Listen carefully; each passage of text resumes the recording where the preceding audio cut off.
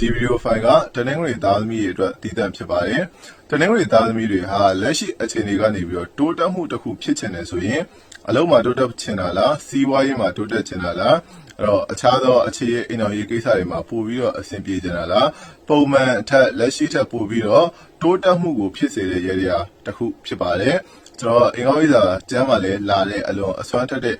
ရည်ရည်ကြီးတစ်ခုဖြစ်ပါတယ်ခင်ဗျာ။ကျွန်တော်တို့တနင်္ဂနွေသားသမီးတွေအတွက်တိုးတက်မှုတွေကိုဖြစ်စေတဲ့မိတ်ဓာတ်ရည်ရည်ပဲဖြစ်ပါတယ်။တနင်္ဂနွေရဲ့မိတ်ကဂျာတာပရိပါတနင်္ဂနွေရဲ့ဓာတ်ကစနေပါ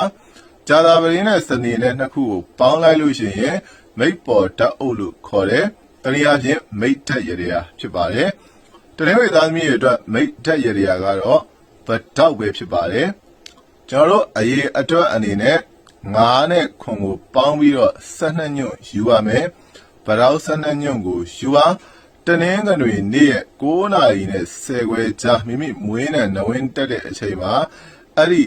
ဗဒေါက်ညွန့်12ညွန့်ကိုဂျိုးရှိခွင်ဖျားကမိမိရဲ့မွေးနံဂျိုမှာလှူပါသို့မဟုတ်မိမိရဲ့အိမ်ဖျားမှာလှူပါအဲ့ဒီလိုလှူတဲ့အခါမှာကျွန်တော်တို့ဒီပန်းအိုးလေးတစ်ခုနဲ့လှူလို့လဲရတယ်လို့မျိုးဖန်ခွက်ကြီးကြီးလေးထဲမှာရေထည့်ပြီးတော့မှဗဒေါက်12ညွန့်ကိုတင်လှူလဲရပါတယ်ခင်ဗျာအဲ့ဒီအရာလေးကိုလုတ်ပေးထားမယ်ဆိုလို့ရှိရင်ကိုယ့်ရဲ့ငွေဝင်လမ်းကြောင်းတွေမှာပိတ်နေတဲ့ကံလေးတွေကိုယ့်စီကိုရောက်လာမယ့်အရာတွေမှာထစ်ထစ်ငေါငေါဖြစ်နေတဲ့အရာလေးကိုပွင့်ပြီးတော့ကိုယ့်အတွက်အစီအပြေမှုလမ်းစာတွေပုံမှန်ထက်ပိုပြီးတော့ရှော့ရှော့ရှူရှူဖြစ်သွားမယ်ကြိုးစားသလောက်ရမယ်အဲ့ဒီ